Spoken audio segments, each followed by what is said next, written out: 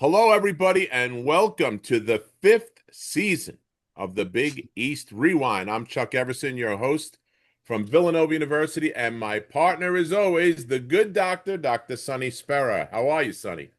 I'm good, Chuck. When you say fifth season, that You believe that? That's unbelievable. that shakes me up a little bit up Me top. too. I can't believe we're still doing this. It's great. As long as we can do it, I enjoy doing it. I know you do too. And as long as we can keep getting people to come on and getting people to listen, why not? It's a lot of fun for us, right? Yeah, we've had some great guests. We got another great one tonight. I'm looking Yeah. forward to it. Yep. I'm looking, and so I haven't seen you. It's been all summer. How was your summer? Summer flew by, but right now with the weather in the end of September, it's unreal. Like Yeah. this is perfect. Perfect It, weather. it's been a good summer and a not so good summer. I mean, I had surgery, as you know, and so I was laid up for basically the whole month of August and most of September, and it is what it is. So, but the rest of it was good. I got to hang out a little bit, which was nice, and you know, got to see some good summer league basketball and stuff like that. So I was happy about that. Yeah, same thing. Like June 29th, I hit 2 years cancer free, so that was a good thing for me. Yeah, amen. That's So, great. Yep. Awesome. right? There you go. So lots Good of good moment. things to celebrate. And today we have a friend of mine. I know this guy, God, probably 30 years or more. Oh, I feel sorry for you, We've Gordon, man. played we I didn't played get all hoops that with each other before. on the same team. We played against each other. He's a great guy. So without any further ado, let me introduce our guest today, Sonny. This guy played for legendary St. John's coach Louis Carnesecca for 4 years, and then was drafted by the New York Knicks. He played professionally in Venezuela, and he founded, and this is probably his greatest achievement outside of basketball. He founded the Alzheimer's All-Star Classic in memory of his late dad, the detective John Edward Thomas Jr. and now he's the head coach at the Knox School from Bayshore, Long Island, New York. Sonny, the great Gordon Thomas joins us. How are you, Gordon? All right. Thank you, Chuck and Sonny. Hey, listen, I just want to thank you guys for having me on. And you guys are doing a great job, man. You said 5 years already, Chuck? 5 years, man. You believe that? Wow. We Time got, goes I think we by. got well over, it's like 170 shows we've done, right, Sonny? It's pretty Wow. close, I right? had black Wow. hair when we started, just so you Yeah, know. yeah. Sonny had black hair when he started. That's right. And I have to tell you, I love the show that you guys did with Coach Carnesecca at his house at the round table, man. That was just awesome. Yeah, thanks. That was great, and thanks to Reno and Ron Guzes for setting that up for us, man. That was, we've been trying to get That Coach was a for a long special time. moment That was all the way that was around. Very special. unbelievable. And the fact that we got to hang out with him again after that before he passed, man, it was just special for the two of us, I mean, hey, how special is it when you're invited in his home, sitting in the kitchen at his table? Not everybody could do that. Not everybody Friends makes and it to the family in kitchen, the we're kitchen. told. Right. That's right. Family in the kitchen. That's what we were told. So Yep, You know, that's listen, right. I'll take but that truth in mind. is, right, going into it, Gordon, we really weren't aware of how well he was doing. Let's just put it that way, right? Hmm. So we had talked back and forth and the bottom line, all plans thrown out when you're just sitting at a kitchen table with a legend, and it took a life of its own Yeah. because of how he could speak on any subject, and his memory was just as sharp as I'm sure when he was 20 years old. It was unbelievable. Absolutely. And he did a good Unbelievable. job of keeping you guys all together, right, Gordon? I mean, Oh, you yeah, he did guys, a you hell of a guys had job. Oh, get-togethers yeah. all the time, or the St. John's guys, right? All the time. And you know what? And he got the utmost respect from every single player that played for him. And I got to tell you a real quick story. Well, I got a lot of stories about Coach, but one, as far as the respect that we gave him, I would be out in Southampton with my guys out there, Coach Herm Lamison, and we're at dinner. And all of a sudden, my phone would ring, and it says Coach Carnesecca. Now, you guys know when you see that on your caller ID, I don't care where you are, you You answer the answer. You phone. answer the phone. That's right. You answer the phone. So I answer the phone, and Coach's hearing wasn't that great at the time. So I'm screaming, "Hey, coach, how you doing?" And everybody's looking at me. So I'm like, "Oh, shoot, I got to get up and go outside," you know? But again, just saying the respect that we gave him, everybody did. Oh yeah. He was Yeah. a father figure to a lot of us. Yeah. I And mean, that's what he took that seriously. You know, like Very, that meant very. a lot to him as much as it meant to you guys. That's pretty powerful, man. Oh yeah. And I tell you, you know, I had to put up with the change of my name. All right, from Gordon to Gordy. Hey, you know, everybody's name had to end in a vowel at St. John's. well, that's an Italian thing, That's how you Gordon. got into the restaurant. Listen, that's an Italian thing, bro. It was Wayne, Georgie, Gordy, Reggie, Bernie. Everybody's name was ended in a vowel, but you know, that was family. That's exactly right. That's exactly right. Mm-hmm. So listen, we grew up a town apart, right? Bayshore and Brentwood, rival programs, rival teams. Talk about growing up in Bayshore, Long Island for a minute, and talk about what kind of games and what the parks were that had the best runs and those kinds of things. Yeah, you know, growing up in Bayshore was great. We always had a history of great basketball players at Bayshore, and Yeah, my you brother did. was one of them, John Thomas Jr. And I always wanted to do what he did. But then I can remember we always had a park. We called it the courts. And if you didn't get on the court, you weren't good enough. And there were times when I'm growing up where I had to watch and play and couldn't wait. And then we had a recreation center inside the high school. And again, when it's your turn, I'm sure you went through the same thing, Chuck. When Sure. it's your turn, then you get on. And I'll never forget the first time I got on and I was able to play. I had my first bucket. I wanted to stop and just go home and go run and tell my mother, "Hey, I just scored." You know? But our games were intense. And the thing about it is there were a lot of players that really didn't advance to the college level and ended up kind of going the wrong way, but they could still play. And Yeah. a lot of them, you know, were alcoholics and all, but again, they could still play. That was our AAU at that time. We Right, played right. against guys that were very talented, but always had liquor on their breath. All right. But they made us play really hard, really hard. I remember there was a player, his name was Fawn Farmer, one of the best players that came out of Bay Shore. And Right. his sons were Darian Farmer and Scoop Farmer, Long Island, Suffolk County Player of the Years. Right. And I will never forget one time I'm going baseline, Chuck, and you know I could jump really high. All right, Yep. I'm going baseline. I'm ready to cock it back and throw it on him. He snatched me from the air and said, "Young blood, if you think I'm letting you dunk on me, it's not happening." So, but yeah, those runs at the course were intense. But now let's move to Brentwood, the Brentwood Rec. Oh my God, The Rec was the best. the Rec was unbelievable. You, Yep. Alvin Woods, Dooley, Yeah, Derek Derek Rowland. We Rowland. call him Dooley. Yeah, Oh my Dooley. God, Derek Rowland was great. Yeah. some of the players up there, and then Mitch would even play with us. You know, Mitch, sometimes when he came Ronnie home. Stewart, the Stewart brothers, the Ron- Woods brothers, the Dixon brothers. Dixon. Oh yeah, please, Yeah. all of them. Yeah, yeah. So much talent, and I can remember because there was always a camp that was up there, and the counselors would play afterwards, and then a lot of the counselors would call up other players to come and play, and that's when we would really ball, really Yeah. ball. Oh, that was great. I mean, because that was run by Stan Kellner and Marty Rigger, the two high school coaches back then. Yes. And they had a thing called the clinic, which is where everybody in Brentwood went to go play and learn how to play the game. And, they did a lot of skills and drill stuff. And then they had a scrimmage at the end.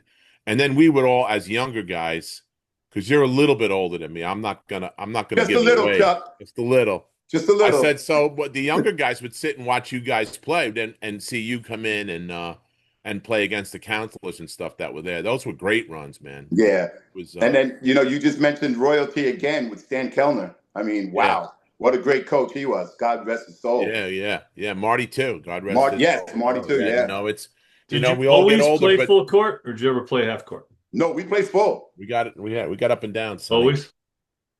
Always. Mm-hmm. Yep. Talk about what that was like in that nowadays you're coaching, all right, and you've coached high school for the last few years at different places, and now you're with the Knox School. Okay. Mhm. So talk about, do you talk to your guys about what it was like to be at the park and how to wait for next and how you had to play? Because it seems to me that they don't have that competitive spirit that we had. because winning and losing meant everything. If you went to the park and you lost, it was a long day waiting, and you probably waited and then didn't get the good runs because all those guys got their runs in and then they left, and you wind up playing against the guys that weren't as good. Oh Talk yeah. about, yeah, Well, you had to wait your turn, like I said, and right. when it was your turn, when you were good enough, Chuck. This was what was so funny, because if I were on a team and say we were losing, the guys that had next would always hold a spot for me. Right, so, right, so right. I was playing all the time. But Yeah. again, like I tell these young kids today, first of all, you go through the parks now outside, you don't see them playing outside They anymore, don't Chuck. play no more. No, I You know. know, so it's almost like they're spoiled, and then everything is inside, which okay, probably better for your knees and all, I'm Yeah, sure. But I mean, Chuck, and I know you know this too. In the wintertime, we used to shovel snow just in the half court just so we could play, because you yeah, couldn't get inside. But yeah, you have to wait your turn, and once you get there, then you get that respect. Now, when you're yeah. when you're talking to these young kids, besides the fact of what it was like playing there, how much of your experiences do you pour into these kids? I pour all my experience into them. And I always tell them, hey, listen, first and foremost, I was in your position right now. Hmm. Okay. I didn't know how good I was going to be. I didn't know if I was going to be able to play Division 1, go on and sign a contract with the Knicks and play. I didn't know that, but I worked hard. And I said, you guys have to really work to get to that. And honestly, these kids today have an advantage because they have trainers. We didn't have trainers back then, but Yeah. a trainer to us was someone that wrapped your ankle and Right. that was it. Gave you You a nice know, pay. and Yeah, yeah, it's a now different. they've Yeah, got and just to name a few, they got Jerry Powell and they got Mike Rossetti. Some very very good trainers out there. yeah, And yeah. I wish Chuck, I wish we had that. I So so know. let- so let me ask you one question on that, right? hmm Because I hear a lot of coaches, it's great for the individual skill development, but the decision making, as far as take, pass, as far as making the decisions and understanding the game is lacking. And you know why that is, Sonny? Because these kids today are playing more AAU games than they're going into the gym and learning fundamentals. That's the difference of the international ball players Yeah, and the American ball players. The international ball players are in the lab like all weekend, all weekend. Our players here are playing 10 games over the weekends in AAU play, and they're not really learning anything. However, there are some programs that do teach fundamentals. yeah. You have to. Gotcha. I mean, you have to. It's tough because, like you said, you're out there playing, and then the competitiveness. That's what I was trying to get at before.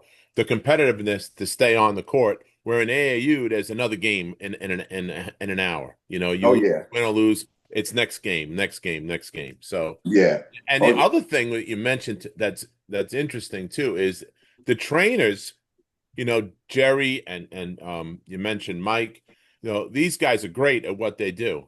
Yes. Uh but they can't tell you when to use that move. And especially with the girls, I know Kathleen was like, "Well, when do I use this move?" She would do the drills like perfect, and the moves are perfect. But I can't tell you when to make a move and when. That was the best thing about playing in the park. If I got by you on a move that I didn't mean to do intentionally, I was home. As soon as I ate dinner, I was home in front of my house saying, "How did I do that?" Because I Exactly. got to put that in my game. So tomorrow when I go back to the park, I could use that for real. Yep. That's missing, I think, too. And You know, or Chuck, you watched Dr. J make a move, yeah, or right, Walt Frazier make a exactly. move, and you're like, oh, I Yeah, want to try I want that, to do that. You're and you right. worked on it. And Dr. Right, Yeah. J was my idol. So, right. Of course, everybody on Long Island, I think, though, oh yeah, he oh was yeah, the guy. That oh was So yeah. big talk. for me, So especially a small town, right? Like anytime I got to play against really good competition, that was what I wanted to take home. oh, sure. So Oh talk yeah. talk to us about your path to how did you get to St. John's from Bayshore? That's a Oh, very good question. I'm glad you asked that. Um, Playing out east here, we didn't really get a lot of looks from big time colleges. So I was set to go to like Dowling, a Division 2 school. Then all of a sudden we had an all-star game. It was Long Island against the Russians. The Russians were coming to Long Island to play their junior national team. Right. And in the paper, they said tryouts, junior national against the Russians, right? And my mentor at the time, Jack Twyman, God rest his soul too. I don't know if you remember him, Chuck. All right. Yeah. He was my mentor. Actually, he was a football coach as well. He saw this and he called me in his office because he was a guidance counselor too. And he says, my nickname was Sleep. And he used to call me Sleepy. So he called me in his office like, Sleepy, I want you to go to this and you show them who the hell you are.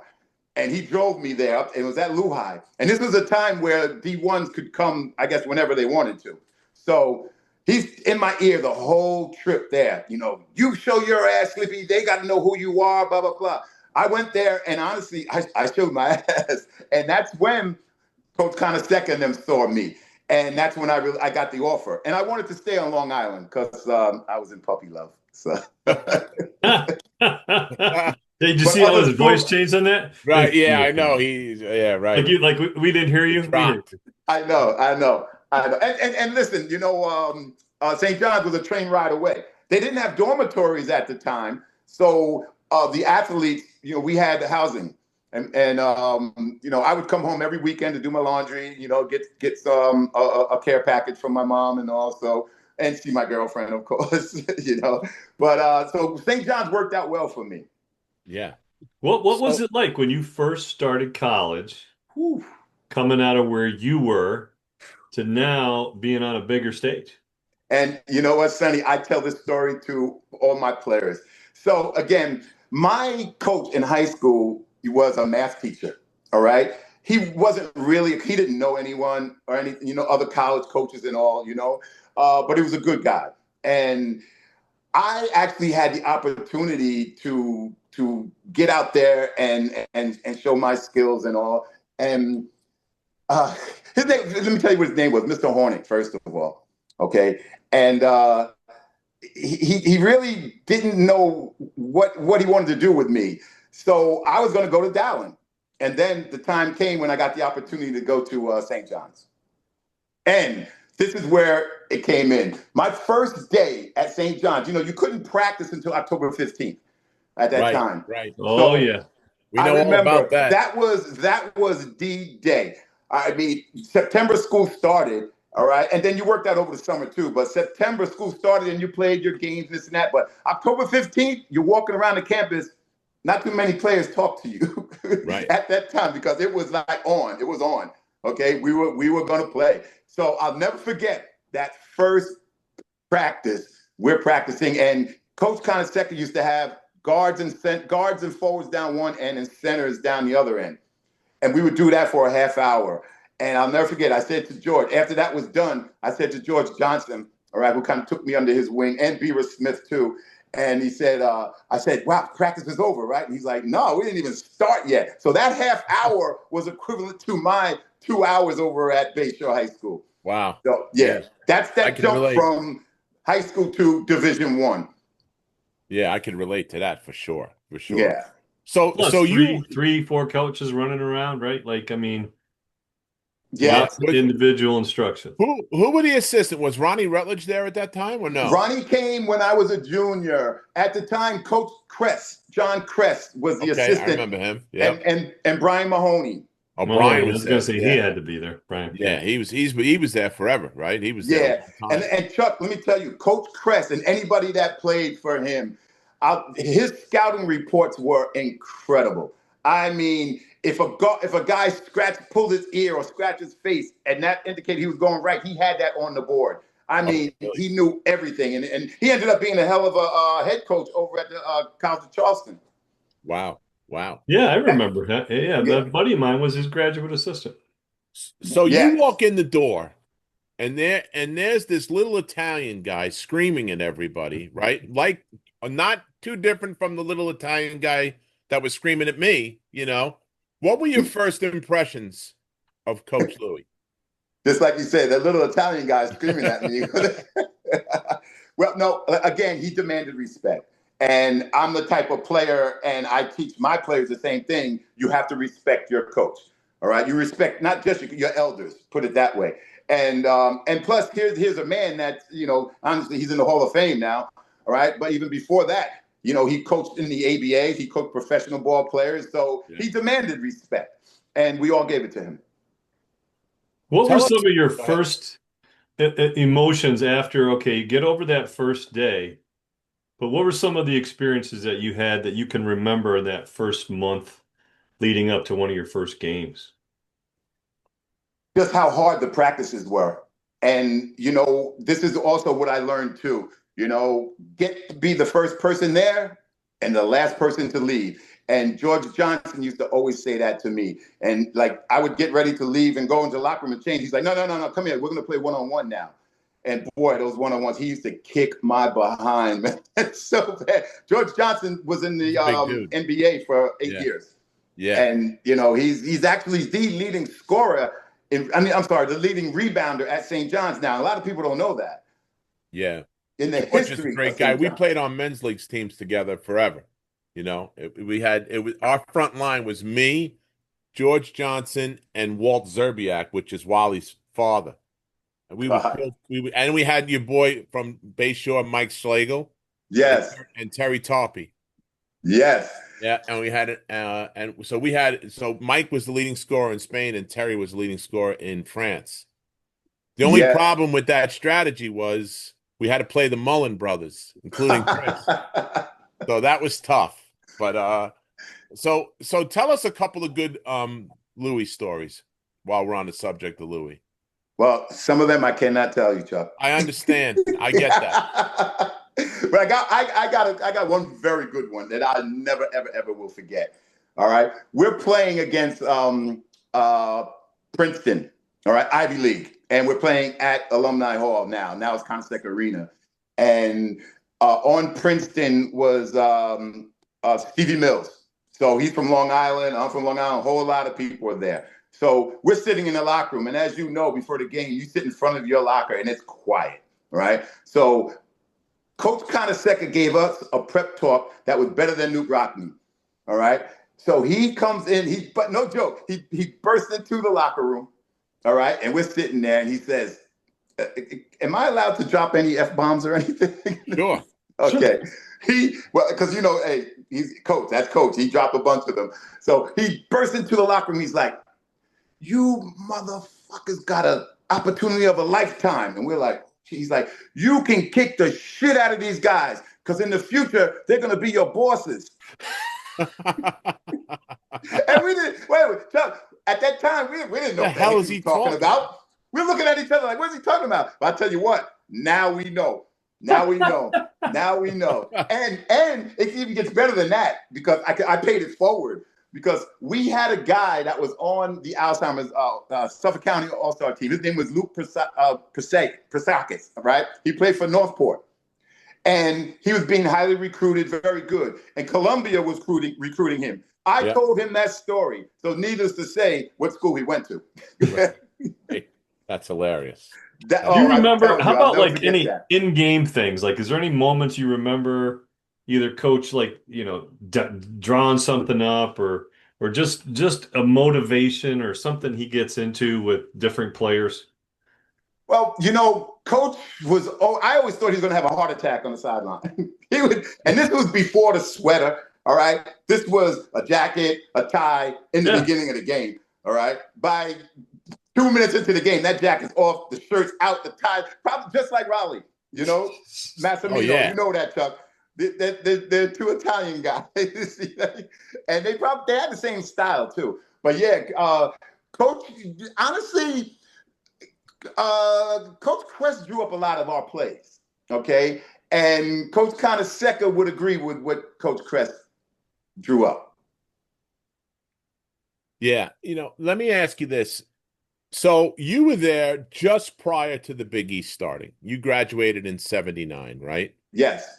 Okay, so that conference that you guys were in were the New York, New Jersey 7, correct? But no, the ECAC. ECAC. They were in ECAC. Okay. With Syracuse. So who were some of the teams that were in that conference with you? Syracuse.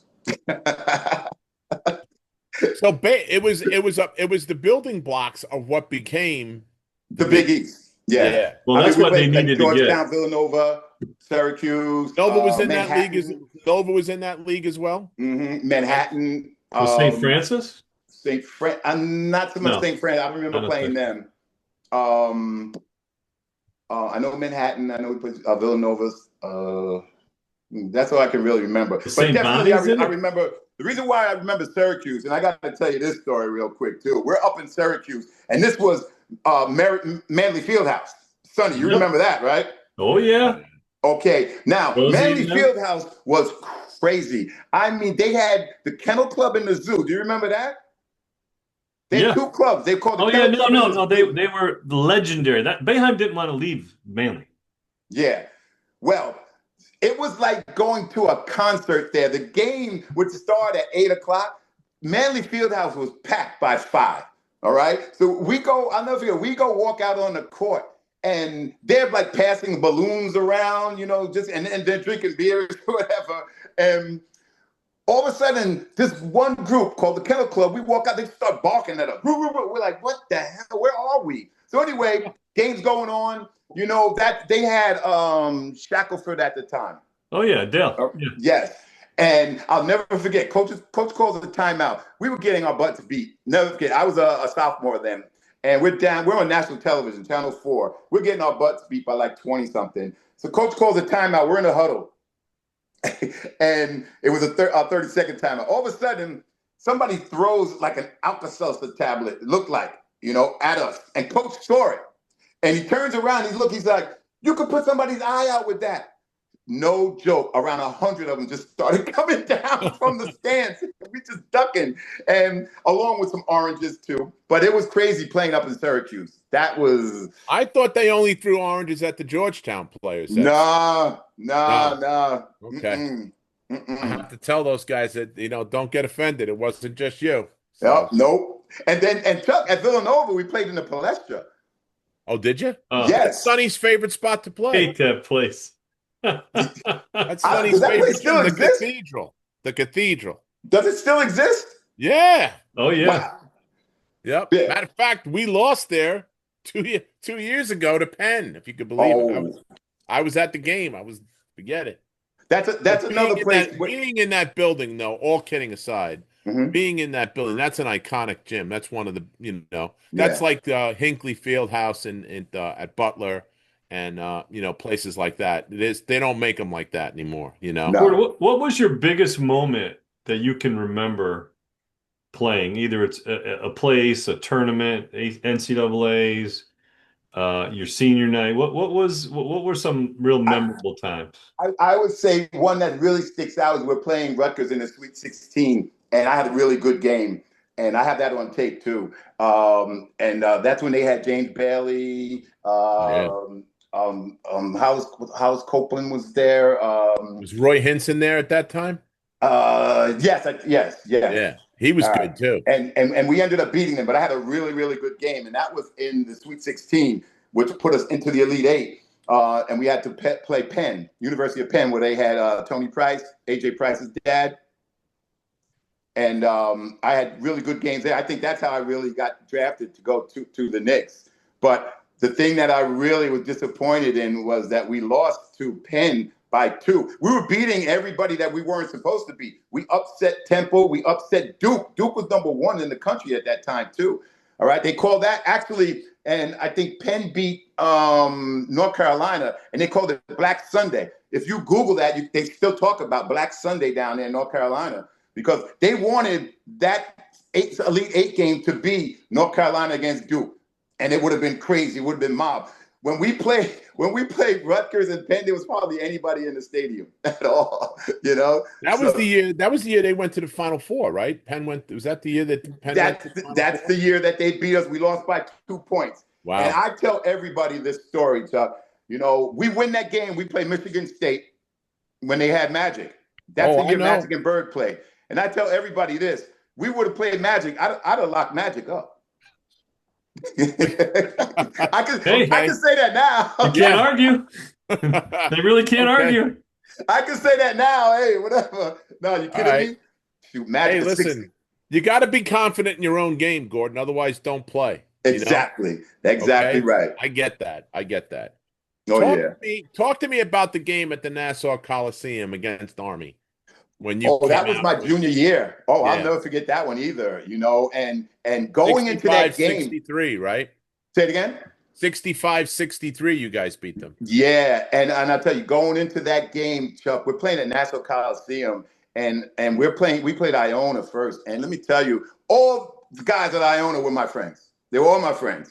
Glenn, Jeff, Rulin, Glenn Vickers, Hamilton, They and had a squad, man. Jimmy Alex V was coaching Middleton. then, right? They were all Drooling guys was a that beast. I always played with them, and they knew me. And they knew how good I was, and they always came. I'll never forget the ball went out of bounds one time. I was sitting on the bench, all right, and the ball went out of bounds, and Alex Middleton looks at me, he's like, "Yo, Sleep, how come you're not in the game?" I'm like, "Oh, I don't know. They didn't put me in, so I didn't really play much that game. But now we're playing Army in the championship game, and they had this guy Winton who was like a oh God, he was a tank. He was really a tank, big dude. And Coach K was coaching them at the time, Krzyzewski.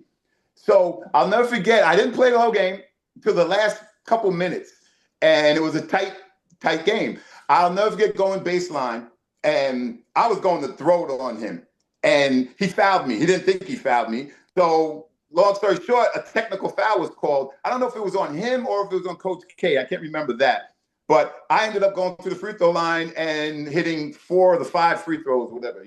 So that was a really good moment for me. I enjoyed that. Yeah, yeah. I guess you would. So Yeah, yeah. now you get drafted by the Knicks, right? What Mhm. round did you go in, and how did that whole thing work for you? Well, you know what? I didn't think of anything about getting drafted. I'll never forget my aunt, who God rest her soul, my aunt Dolores calls me up. She's like, "Hey, Gordon, congratulations." I'm like, "For what?"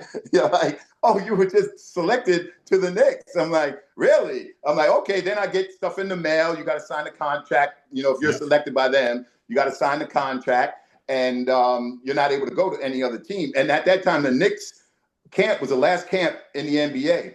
Before the draft, I actually got a chance to go work out for the 76ers, and I had a really good camp. I thought I was going to get drafted by them, but I didn't. And I definitely would love that play with my idol. You kidding me, Yeah. Oh, Julius? that would have worked out But nice. but yeah, and going to camp was just amazing. It was, rookie camp. Being there, it's like, wow, this is where your dream. This is what you dreamt to do. You wanted to do this, and I will never forget the last day of camp. I made it to the last day of camp. There were guys that were getting cut the first day, first session, because you always had double sessions. My roommate was gone first session of the first day, so I was Wow. like, oh wow, I actually lasted to the last day. But I'll never forget. At that time, Red Holzman was coaching the Knicks, and this was the year Earl Monroe had just retired, and he taps me on my shoulder and he says, "Son, you had a really good camp." But I'm like, "Oh man, that but, you know." Yeah. But we have to let you go. I'm like, "Oh wow, what a long bus ride home, Chuck. What a Oh, I long, because bet, that was your man. dream." Now I'm like, "Okay, now what am I going to do now?" you know. But it But worked out. You wound up going over to Venezuela and playing overseas, right? yes, I did that. But most importantly, Chuck, and this is what I also tell all the kids, I got my degree, Yeah. and regardless of who you are, I tell them, I don't care if you're Magic, you're LeBron, you're Michael Jordan, Shaq, whatever, that basketball is going to stop bouncing at one point. So what are you going to do after that? So I got my degree, and I've been, right now, I'm in the medical field too, and in the Yep. healthcare industry. And I'm actually coaching, so I'm kind of torn in all different directions too. So, but I'm loving it. I'm loving it. So You're hustling, man. He I'm is. He, hustling. he always, that's Long Island, Sonny. Not like those guys up in Endicott and Binghamton. Oh, come on. You gonna take that shot? I, you know. So let's get down to business here, Gordon. Yes, sir. Talk to me about your dad and how you put the Alzheimer's Classic together. Because as somebody who was a parent of somebody who played in it, my daughter played in it, I think 2 or 3 times in the game, and she was in the 3-point shootout Mhm. there. It's an awesome, for those that don't know, it's an awesome game. It's the best of Nassau and the best of Suffolk County, Long Island, and they go at it for bragging rights, for Long Island bragging rights, right? Talk That's about how correct. that all came together, Gordon. Okay. Well, my father back in 2010 passed away from Alzheimer's, and my father was the first Black police officer in Suffolk County. I heard. And I I didn't know wanted. that till today. That's unbelievable, by the Oh, you way. didn't? No, I did not. Oh, wow. That's Okay. Well, I'm sure you that's got a great. lot of stories to tell there. Yeah, I'm sure. Yeah. I put it this way, Sonny. I couldn't do anything back then. Isn't Yeah. your father Detective John Thomas? I'm like, yeah, yeah, He knew yeah. what you did before you did it. Exactly, exactly.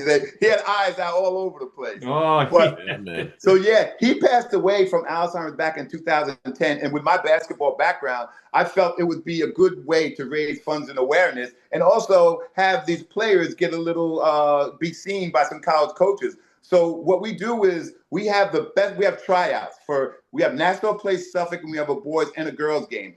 And we have at least 3 tryouts per team. So we get the elite players to come out and play. And we actually have the teams already for our game, which is going to be on October 18th, which I could talk to you later about. Right. So because the game is about Alzheimer's, all right, every player that is selected to the team, I invite them and their parents to a night that we call Awareness Night. And at Awareness Night, they get an education of what they're playing for, Alzheimer's. And they also have an opportunity to put on equipment that simulates what an Alzheimer's patient goes through. It's called the Virtual Dementia Tour, and it's oh really my God. mind blowing to a lot of the kids. Oof. Yeah, So get into that a little bit, because when my daughter Kathleen went to that as part of the what they do to play on the team, part of it is you go to awareness night, like Gordon says.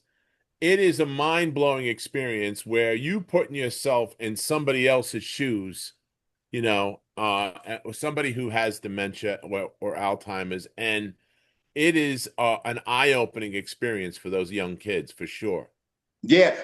Chuck, there was a girl that played for Baldwin, and she didn't want to do her grandmother had Alzheimer's. She didn't want to do it, but then finally she did.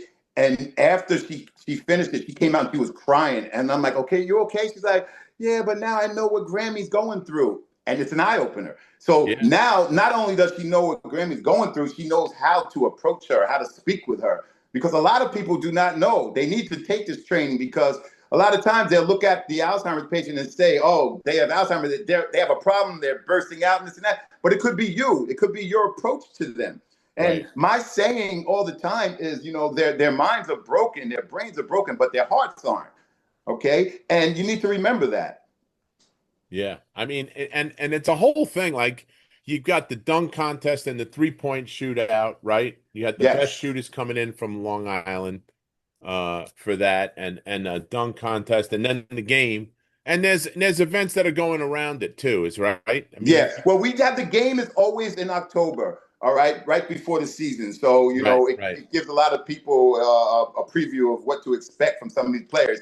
The end of the season, right after, right before AAU starts, and right after, well, we used to have the Federation game. We don't have it anymore. After the states, I try to do the slam dunk and 3-point shootout. And Chuck, Kat was in the 3-point shootout. Yeah, that was hilarious. Because What a Sonny, so surprise she Sonny, was, listen right? to this. She was a surprise entrant because she didn't really take a lot of threes, but she had a good percentage. So he said, Sure. "Hey," Gordon calls me up and says, "Hey, can you think Kat will want to participate? In the three, we need another kid because somebody dropped out or whatever."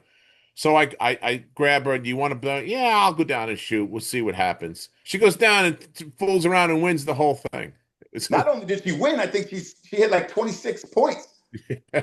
Yeah, she shot that. She shot it pretty good. It was good. So you're with the great thing about it is all these kids, whether it's Long Island or the city, everybody else who can play, and you're friends with everybody because you've played in the AAU circuit together, either on the same team or against each other. So it was fun. It was a fun day for everybody. In that particular case, it was great because she was not noted for that, but now all of a sudden she was looked upon. Now they wanted to shoot him in the game, and that wasn't happening for her. So, but And wait, who was coaching at that time? Was that Kenny Parham?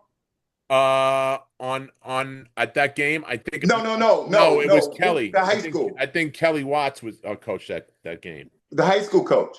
for Matt Brisson. Yes, she was out at what school did she play? What high school did she go to? Who? Cat. Cat went to Sachem East. Sachem East. That's it. Yes, Sachem Cat East. went to Sachem East and played for Matt Brisson. Right, right. Yep. Who you guys had a really good team. The thing was at Brentwood High School, which was kind of funny too. Right. But Sachem East at that time had a really good team too. Cat was so they did well.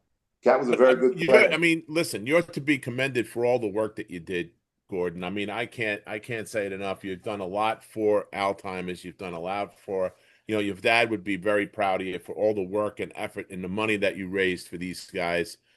It's fantastic. And the awareness is even, I mean, these kids couldn't spell Alzheimer's. Okay. Yeah. Now they know exactly what it's about when they're putting the goggles on and the gloves and stuff, and they know all about it. And it's really, you're to be commended, man. Hats off to you. Great job, thank you, man. Chuck. Really, and it's good because now these kids can pay it forward too because they know what it's all about. Exactly. They can tell their friends and so on and so forth. So it's not just an all-star game.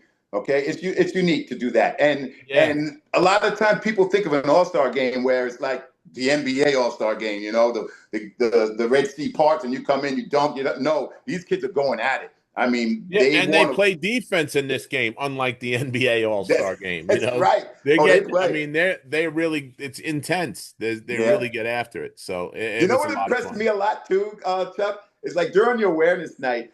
All the girls and guys, they come in, they're dressed up pretty nice. You see these girls come in and they got dresses on, they look really nice. And then you see them in the game diving on the floor with defense, like, whoa. Yeah, they all clean up pretty good. I know, I'll say that. Yeah. And as you know, the girls' game is so different now. It is so different. I mean, I'm watching the WNBA playoffs as we speak. It's like, you kidding me? Yeah. Who would ever thought to watch? I would never watch a whole entire women's game or girls' game, but now these girls can play. It's true basketball in the sense of the word. There's you're not just coming down and launching threes or throwing alley-oop dunks. There's strategy involved. There's plays. There's pick and rolls, back doors, give and goes. You don't see that in the men's game as much anymore. No, you really don't. I mean, now you got 7-foot guys shooting threes. I mean, if you can, I would have never played, Gordon. You know that. Come on, man, shooting threes. Crazy. I said I never would have played if I had to shoot threes. Forget it. That wasn't my game, man. Well, that's the thing, and the game has changed so much. I mean, like you hear a lot of people say, "Oh, Steph Curry changed the game." Hey, listen, Steph Curry is Steph Curry. He's a great player. He's a great shooter. But that doesn't mean everybody else has to shoot like that. That don't mean you're Steph Curry, right? Exactly. Exactly. Like I tell this to my players too. As soon as they step out on the floor, they're shooting threes. I'm like, guys, if you watch Steph Curry's warm up, he doesn't do that. You got to work yourself inside and then come out. All right, get warm, get loose. But these guys are just throwing up threes right away. It's like, nah, it's not the game. They're launching it. Yeah. So let's talk some current day St. John's basketball, okay? I know you're close to the program. What was the feeling like when you found out that Rick Pitino was taking over the reins? What did the alumni feel about that move of getting St. Well, you know what, Rick Pitino's Rick Pitino. He's in the Hall of Fame, and he's been coaching for how many years? Good Lord, 40, maybe more. I don't even know. More than that, yeah, probably. Yeah, 50, he's got to be in his 70s now, right? Yeah. I mean, yeah, and he. I mean, he's a hell of a coach. You watch him and he's suave too. If you look at him too, he's like, he doesn't really get all crazy like our two coaches. Right. Now remember when you played Syracuse in Manley Fieldhouse, Pitino was on the bench with Boeheim. Yeah, did you know that? Pitino was an assistant. That's where he started. I didn't know that. Sonny. Tell him. Wow, Sonny, I didn't know that. Yeah, that was when he was in his quiet phase, which lasted, I think, 30 days. I thought it was 30 seconds, Sonny. Yeah, but you know what? With he didn't have a chance to with Boeheim yelling. Come on. Yeah, Boeheim was a professional yeller too, for Pete's sakes. Come on. Yeah, he was. But you know what? With Pitino coming to St. John's, he brought a breath of fresh air into the program and actually took it to another level. All right, especially with this NIL and all that too, which Don't you wish we had that back in our day? How much money would you have made if you had it? Oh And man, it's I not don't even even really know. NIL, and Gordon. I It's have. you're not getting paid for your image, because if you were getting paid for your image, you'd be a millionaire. Okay, you're a I'd be a handsome guy. millionaire. I'd be a millionaire. I'd be a but millionaire. but listen, you're getting paid to play now. It's not NIL anymore. It's pay for play. It's paid to play. Right. You're exactly right. So now you got this guy from Vitamin Water that's kind of fueling the fan with the Flames with the money and everything like that. And Hmm. on paper, that doesn't mean anything because you got to play the game. Okay, on paper they have the best roster in the country. Absolutely. Not even close. Not even close. They have Yeah, an awesome you recruiting really, class. really do. Yeah. Yeah. And I tell you something else. Rick Pitino. Say what you want about him as a guy or whatever. He's done some good things and he's done some great things and he's done some bad things like everybody else. Okay. But what he does do is he has his guys play hard and they are in shape, man. Look what he did to Billy Donovan back in the day. Hmm. Billy was a chunky, pasty white kid, and all of a sudden he was in shape and ready to rock and roll, man. And then he became Billy the Kid after he played for Yeah. Patino. Well, see, you know what? He's the type of coach that, I like to try to be myself. You want these kids, you want to, pay forward. You want to give them the knowledge of what you know, but you want them to respect you and you want them to buy in. Once these players buy into you, they will run through a brick wall for you. But they got to know that you have their back too. So And have you he been has down to that. practice at all? What do they look like? Have you seen them? I haven't gone there yet this year, but I'm going to be going. And it's hard with me, especially right now, with running Everything going my on, real right. job, the Alzheimer's Classic, and, working out at the Knox. It's really tough. But I've heard some really good things from Frank Alasia, who's always over there too. And everybody knows who Frankie is too. Right. But they're, on paper, they're Final Four team. On paper. But like now you said, you got to get a little lucky. You got to get breaks. You got to get bounces go your way, and you got to stay healthy. That's key. That's the key. I was talking to somebody the other day about injuries. It's so unfortunate that injuries are part of the game. They're part of the game. But then again, you got to be in shape, because the better shape you're in, the less injuries you will probably get. But which leads me into these ankle faster injuries. recovery too. Yes, true. But you know what? It leads me to these ankle injuries. Chuck, you remember back in the day, we wore extra high sneakers to protect our ankles.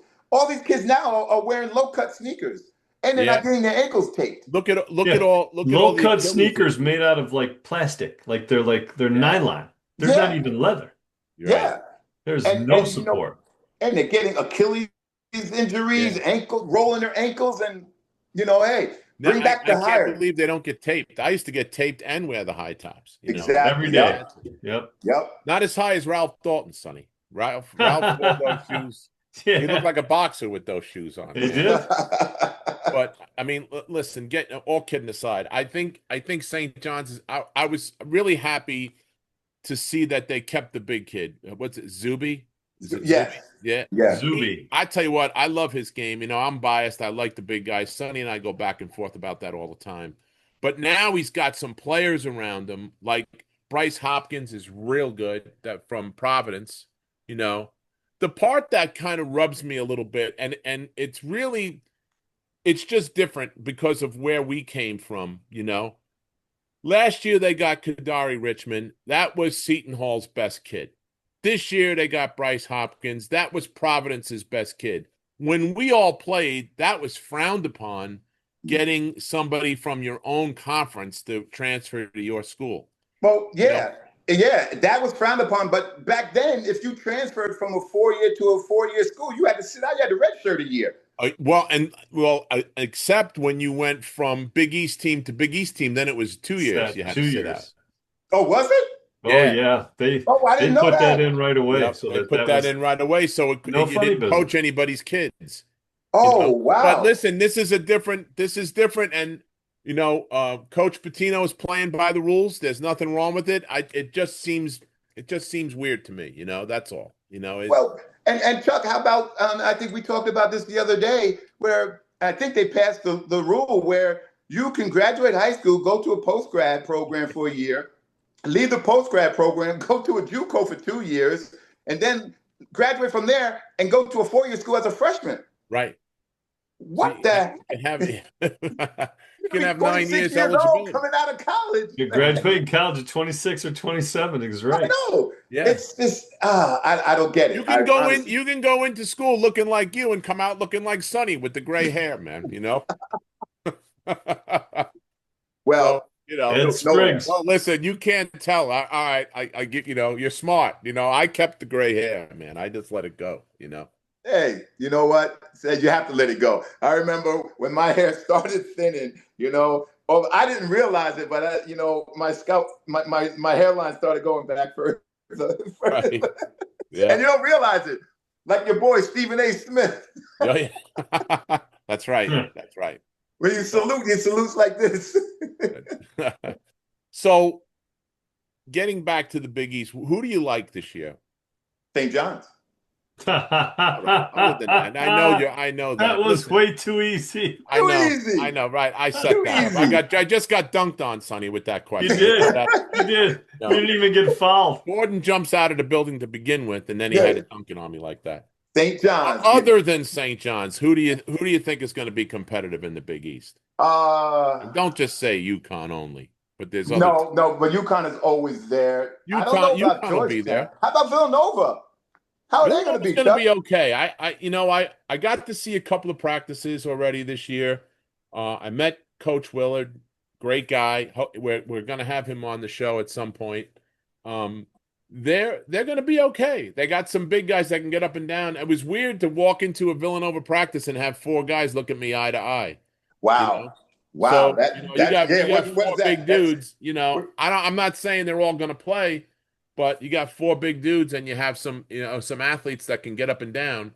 It'll be interesting. I think we're a work in progress, but we're definitely going to get better. Yeah, it's going to be challenging. I mean, I think Georgetown's going to be pretty good too this year. Yeah. Georgetown got a couple of real good players they picked Yeah. up. It's so hard to predict because these teams are all getting 10, 11, 12 new kids on the team. I know. St. John's was able to keep, some of the core together, and then they picked up, who was the guard that they got from they got a guard from the West Coast that's really good. He's playing on the team this year. I think he was from Arizona State, maybe. I don't remember his name, but they're going to be fantastic, and hopefully they go a long way. The St. John. Now that I have a Johnny living in my house, it goes a long way. It goes a long way that they've had such history and never really got the brass ring, and it would be great to see them get one. Really would for the conference and for everything I want to know else. how that feels, because you got Kate Cat in there with her red and white on. You got your Villanova colors on, your blue. I'll tell you how deep it goes, and it was like this quick, man. So I'll tell you when she finally found out that she was going to get into grad school there and everything. Harold Presley came by the house and he said, "Kat, have you ever met Coach Mullen?" So she said, "No." He goes, "Get in the car, let's go." Oh. So we go down and Chris walks in the office and he just so happened by luck he had Eddie Pinckney on FaceTime. And he's looking at me and Prez sitting in his office going, like, what are these guys doing here? And he shows Eddie the two of us, and Kathleen. So Ed goes, "Forget those guys. Take care of what do you want?" So she goes, I just want three things. I said, "Okay." He goes, "I need to get gear done. I need tickets done. I need you to beat these guys. I'm really tired of listening to these guys." So we go to the game, and I walk up to the ticket booth. I'm dad, right? I'm supposed to get the tickets. I get the tickets. I said, Everson, the lady goes, "You don't look like Kathleen." She goes, "Excuse me," and there was tickets for us right behind Chris in the front row. Okay. So Chris comes out, to coach the game, walks right over to Kathleen, gives her a hug and a kiss, and walks over to me and goes, "Hey, what's up?" Like, didn't even shake my hand or nothing. And then she got to meet Coach Carnesecca, and she got baptized into St. John fandom at that point. So it's been fun. Yeah. So she's walking the fence. Oh, she's with all Villanova in. and She's all St. in, John. Gordon. It's funny because there was a game. I don't know if it was last year or the year before, but St. John's was beating us pretty good, and we were playing at the Finn on campus, and I was in the arena, and she was home, and telling me, "Oh, there's a big storm coming, headed to Philadelphia. Big storm coming. It's gonna, you better watch out. Bring your raincoat. It's a big storm." So she had this picture of red lightning hitting like a tree or something. It was like a whole thing, and she had all the guys on the '85 team on a text thread, and she's ready to push the button. And I said, the weatherman just called it sunny skies. Villanova beat them in the last minute. I go, sunshine, and it's a Oh, beautiful day in wow. Philadelphia. So we didn't like that too much, but we go back and forth all the time Mm. like that, you know. So last question, and we'll let you go. What do you tell your kids now about if a kid one comes to you and he's going to go to the Knox school? What do you talk to them about getting to the next level in life, not necessarily in basketball?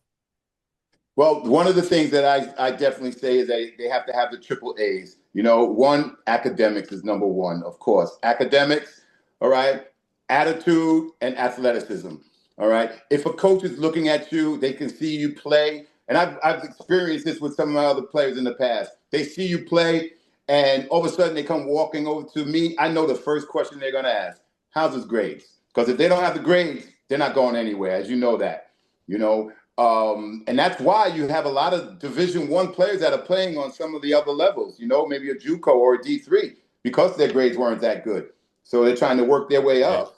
Yeah. But that's one thing I tell them about the triple A's. Another thing I say is once you put those sneakers on, you tie them up, you get on that court, it's on. You don't want to have the reputation of not having a motor, all right? Because that coaches talk about that. All right. And if you get labeled not having a motor, forget it. You're done. Done. And then I tell them, I said, you need to play like a Division I coach or any coach is in the stands watching you now, because you never know. I mean, I can remember, Chuck, there was I forget his name, an older guy. He was Coach Carnesecca's like best friend. And he used to go out to gyms. He was coach's eyes and look at players. You wouldn't even know who he was. You would think that, Oh, this Tom, you're talking about Tom Konchowski. he's one of them. He's one Yep. of them. But there was another guy.